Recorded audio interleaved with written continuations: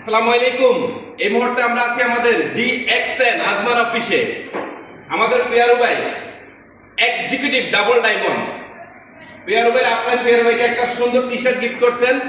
Thank you. আমাকে একটা T-shirt gift করছেন। তো ডিএক্সএন করার মাধ্যমে আসলে অনেক কিছু পাওয়া যায়, তার একটা বাস্তব প্রমাণ।